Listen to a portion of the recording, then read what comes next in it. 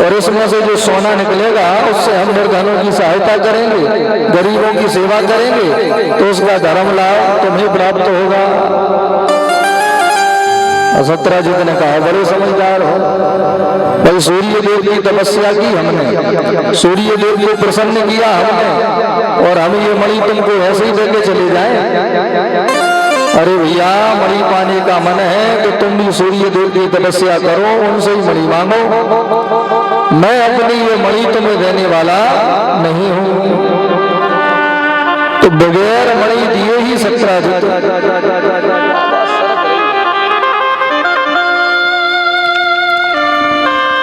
अपने घर को चला गया। और एक दिन सत्यराजित का छोटा भाई प्रसेन उस मणि को पहनने की जिद करने लगा। कहा, भैया आप तो रोज ये मणि पहनते हो, आज ये मणि हमको पहनाओ, हम भी मणि पहनेंगे। तो प्रसेन ने मणि को पहना। और प्रसेन घोड़े पर बैठ करके जंगल में निकल गया शिकार खेलने के लिए। तो वहां एक शेर की नजर प्रसेन के ऊपर पड़ गई। शेर ने जब इसके गले में चमकती हुई इस मणि को देखा, शेर ने छलांग लगाई, प्रसेन को पकड़ लिया। पकड़ के प्रसेन को तो मार दिया, तो मणि को छीन लिया। और उसी मणि को शेर अपने मुंह में दबा करके वहां से आगे बढ़ गया। शेर थोड़ा ही आगे गया था कि सामने से आ रहे अत्यंत बलशाली श्री जामवंत जी ने शेर को देखा, और उसके मुंह में से प्रकाश निकल रहा था। तो जान गए कि शेर ने बहुत कोई कीमती वस्तु अपने मुंह में दबा रखी है। तो बलशाली जामवंत जी ने शेर को पकड़ लिया, उसका मुंह फाड़ दिया और हाथ डाल करके मणि को निकाल लिया, उसे अपने घर ले आए। अब इनको लगा कोई चमकने वाला खिलौना है, तो खिलौना समझ करके वह मणि श्री जामवंत जी ने अपनी बेटी जामवती को दे दी। जामवती भी उसे खिलौना ही समझती है, उसी मणि के संग में जामवती खेलती है। अब इनको पता नहीं है कि उस मणि का अगर विधान पूर्वक पूजन भी किया जाए तो उस मणि में से सोना भी निकलता है, ये जानते ही नहीं।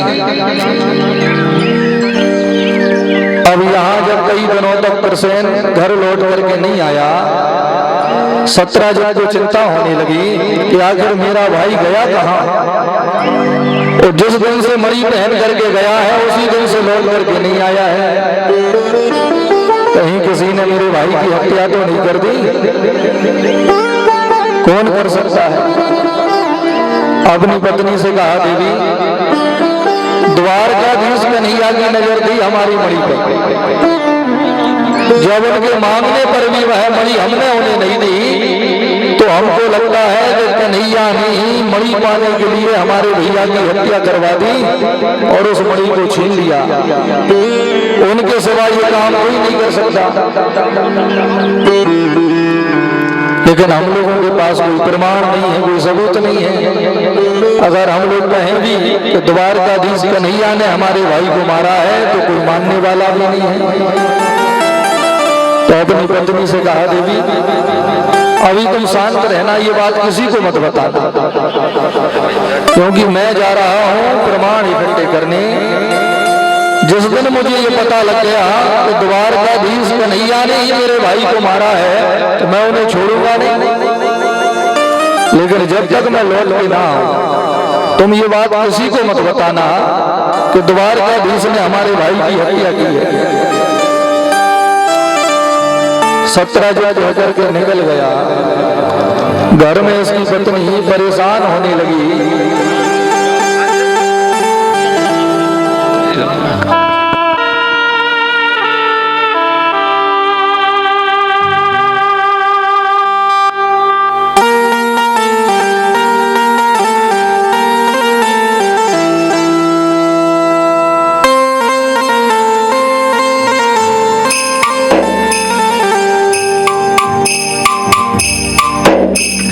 श्री राम। अब सत्यराजित ने अपनी पत्नी से कहा, देवी तुम ये बात किसी को बताना नहीं, क्योंकि हम लोग किसी से कहेंगे भी तो हमारी बात अभी कोई मानेगा भी नहीं। भाई द्वारकाधीश का सब सम्मान करते हैं, तो हम लोगों से कहें कि द्वारकाधीश कन्हैया ने हमारे भाई की हत्या की है, तो लोग कहेंगे क्या प्रमाण है? कोई हमारी बात सुनेगा नहीं, मानेगा नहीं। इसलिए जब तक हम लौट के ना आए तुम ये बात किसी को मत बताना। चला गया सत्यराजित। वो घर में पत्नी परेशान हो गई कि हमारे पति देव ने मना किया है, ये बात किसी को बतानी नहीं है। लेकिन निरंतर केवल उसी बात की चिंता उनके मन में कि कहीं ये बात मेरे मुंह से ना निकल जाए, किसी को पता ना लग जाए, पति देव ने मना किया है। और माताओं का एक स्वभाव होता है कि किसी भी गंभीर विषय को माताएं ज्यादा समय तक छिपा ही नहीं पाती, ज्यादा से ज्यादा 48 घंटे। और इससे ज्यादा छिपाने का प्रयास करें तो फिर तबीयत बिगड़ने लगती है। और सत्यराजित की पत्नी के पेट में भी ज्यादा दर्द हुआ तो अपनी पड़ोसन के घर पहुंच गए। तो जाकर के कहा कि तुझे बिल्कुल सगी बहन मानती हूँ, हर छोटे से छोटी बात तुझे बताती हूँ। तो उसने कहा, हम तुझे कहाँ पराया समझते हैं? अरे भाई हम भी तो तुझे अपना ही मानते हैं, बोल क्या बोलने आई है? तो उसने कहा, बहन जो मैं तुझे बताने जा रही हूँ, मेरे पति ने मना किया है, ये बात किसी को बतानी नहीं है, लेकिन तू तो मेरी अपनी है, पराई थोड़ी है, इसलिए तुझे बता देती हूँ, लेकिन तू किसी को मत बताना। उसने कहा, कैसी बातें कर रही है? अरे जैसे आज तक तूने किसी को नहीं बताया, वैसे मैं भी किसी को नहीं बताऊंगी। तो कह दी, कहा तुम्हें पता है 4 दिनों से हमारे देवर जी लौट के नहीं आए घर, द्वारकाधीश कन्हैया ने उनकी हत्या कर दी है। हमारे पास जो मणि थी ना, उस मणि को कन्हैया ने छीन लिया है। पड़ोसन ने कहा, अरे राम राम, द्वारकाधीश भगवान बने बैठे हैं, लोग उनकी पूजा करते हैं, और द्वारकाधीश ऐसे पाप कर रहे हैं, निरपराध लोगों की हत्या कर रहे हैं, और तुम लोगों ने कुछ नहीं किया अभी तक। उसने कहा, बहन हम लोगों के पास कोई प्रमाण नहीं है, कोई प्रमाण नहीं है, इसलिए हम लोग शांत हैं। लेकिन जिस दिन हमारे पास कोई प्रमाण आया, हम छोड़ने वाले नहीं हैं उनको। तू ये बात किसी को कहना मत। अब आ गई अपने घर और पड़ोसन पहुंच गई अपनी पड़ोसन के घर। उसने जाकर के वो बात वहां बताई। करणे करणे जपन जना, जो बात किसी को नहीं बतानी थी, कानों ही कानों में उस बात का ऐसा हल्ला मचा कि आग की तरह ये बात पूरे नगर में फैल गई, सबको पता लग गई ये बात। और फैलते फैलते यही बात द्वारकाधीश कन्हैया के कानों तक भी पहुंच गई। आज प्रभु बड़े उदास हो रहे हैं। भगवान विचार कर रहे हैं कि लोगों ने मेरे जीवन में मुझ पर कई आरोप लगाए। किसी ने माखन चोर कहा, किसी ने चित्त चोर कहा, किसी ने चीर चोर कहा, किसी ने रण चोर कहा, लेकिन हम किसी निरपराध की हत्या भी कर सकते हैं। ऐसा काला कलंक आज तक हमारे माथे पर नहीं लगा था, आज तो वो भी लग गया। मेरे भाई बहन, इस संसार में काजल से भी अगर कुछ काला होता है तो वो कलंक होता है। काजल के दाग तो धुल जाते हैं, लेकिन कलंक के दाग अगर लग गए तो इनको धुलते धुलते पूरा जीवन निकल जाता है, लेकिन ये दाग कभी नहीं धुलते हैं। इसलिए ध्यान रखें, अपने जीवन में कभी किसी व्यक्ति पर कोई झूठा आरोप न लगाए, किसी पर झूठा कलंक न लगाए। केवल यहाँ वहां से सुन सुना करके किसी का जीवन बर्बाद न करें। अगर आपने किसी पर झूठा कलंक लगा दिया तो आपको एक हत्या करने के बराबर ही पाप लगेगा। आपने एक सम्मानित व्यक्ति के सम्मान की हत्या कर दी कलंक लगा करके। इसलिए आरोप कलंक बहुत सोच विचार करके लगाए। अगर आपके पास प्रमाण है, आपने आंखों से देखा है, पक्की जानकारी है, तो फिर छोड़े भी मत। पापी को नहीं छोड़ना चाहिए, लेकिन कोई प्रमाण है नहीं, कोई सबूत है नहीं। यहाँ वहां से हमने कोई झूठी चर्चा सुन ली और उसी का प्रचार करने लगे तो एक व्यक्ति के सम्मान की हत्या कर दी आपने। कन्हैया ने विचार किया कि अगर इस कलंक को हमने जल्दी नहीं मिटाया तो ये पर कभी मिटने वाला नहीं है। लोग फिर हमको ही आरोपी समझेंगे क्या? लोग समझने लगे। कई लोग तो कहे भैया वो बचपन का चोर है, पहले माखन चुराता था, अब मड़ियां चुराने लगा। जरूर उसी ने की होगी चोरी। प्रसेन को भी मारा होगा कन्हैया ने। संसार के लोग कन्हैया को ही दोषी मानने लगे। भगवान तुरंत अपने महल में से निकले। प्रसेन की खोज में भगवान उसी जंगल में पहुंच गए जहां ये मरा हुआ प्रसेन पड़ा था। मरे हुए प्रसेन के पास में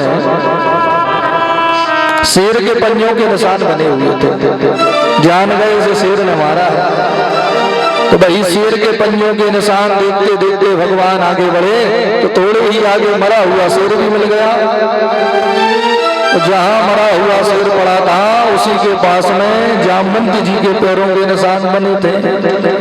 अब उन निशानों को देखते देखते आगे बढ़े तो वह निशान एक गुफा के दरवाजे पे आकर के समाप्त हो गए। जान गए कि जिसने शेर को मारा है, जिसके पास में मणि है, वो इसी गुफा में रहता है। जामवंत जी की गुफा कहां पर है? ये जामवंत जी की गुफा गुजरात में।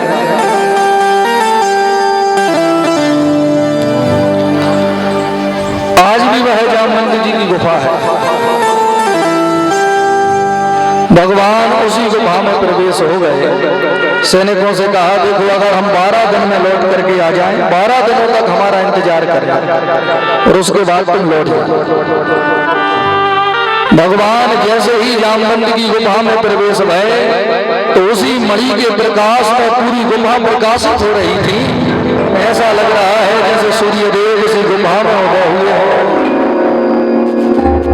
उसी प्रकाश में जामवती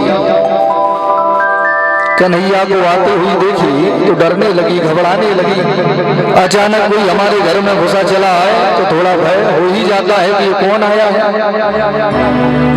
जामवती जोर जोर से चिल्लाए पिताजी देखो हमारे घर में ये कौन चला रहा है। तो बेटी की पुकार सुनी कि दौड़े दौड़े जामवंत जी आए और कन्हैया के सामने आके खड़े हो गए। कौन है आप? तो बिन बुलाए मेरे घर में कहाँ चले आ रहे हो? कन्हैया ने कहा देखो कौन है, कहां से आए हैं, इन चक्करों में मत फंसो। तुम्हारे पास ये जो मणि है ना, इसके कारण हमारे माथे पर बहुत बड़ा कलंक लग गया है। भैया ये मणि हमको दे दो, हम तुरंत लौट जाएंगे। जामवंत ने कहा मैं ये मणि तुम्हें देने वाला नहीं हूं। कन्हैया ने कहा सीधे सीधे मांग रहे हैं दे दो, नहीं तो युद्ध करके हम जबरदस्ती छीन के भी ले जा सकते हैं। जामवंत ने कहा गजब हो गया भाई, मेरे ही घर में खड़े हो और मुझको ही धमकी दे रहे हो। मैं कोई इतना कमजोर हूं कि मेरे घर में ही आकर के कोई मुझे धमका करके चला जाए और मैं शांत बैठा रहूं। अब तो युद्ध में ही फैसला होगा तो ये मणि तुम ले जा पाओगे कि नहीं ले जा पाओगे। युद्ध प्रारंभ हो गया, उठापटक प्रारंभ हो गई, भयंकर युद्ध चला। तो साधारण युद्ध नहीं हुआ। कन्हैया का और जामवंत का युद्ध 27 दिनों तक चला। तो जामवंत भी कमजोर नहीं है। जब राम जी ने रावण को मारा तो तो जामवंत जी के मन में एक बात आई कि ये रावण ही था जो मेरी टक्कर का था, और वो तो मर गया, तो अब इस संसार में मेरी टक्कर का कौन है?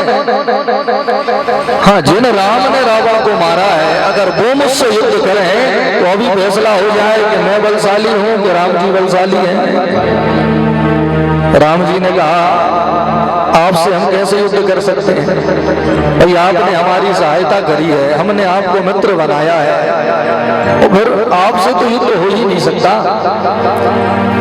जामवंत जी ने कहा, प्रभु तो फिर मेरी इच्छा अधूरी रह जाएगी। राम जी ने कहा, तुम्हारी इच्छा भी अधूरी नहीं छोड़ेंगे। अगली बार द्वापर में जब कृष्ण बन करके प्रकट होंगे तो तुम्हारी इच्छा जरूर पूरी करेंगे। तो आज जामवंत की उसी इच्छा पूर्ति के लिए भगवान ने 27 दिनों तक युद्ध किया, और 28वें दिन जो उठा करके जामवंत को ध्वंस करना, पूरा शरीर ढीला पड़ गया। भगवान के प्रहारों को न सह पाए जामवंत, वो समझ गए कि जिनसे मैं युद्ध कर रहा हूं वो कोई साधारण नहीं है, बल्कि मेरे सामने राम ही मेरे घर में कोई दूसरा रूप बना करके आए हैं। ये ज्ञान हुआ तो चरणों में गिर गया।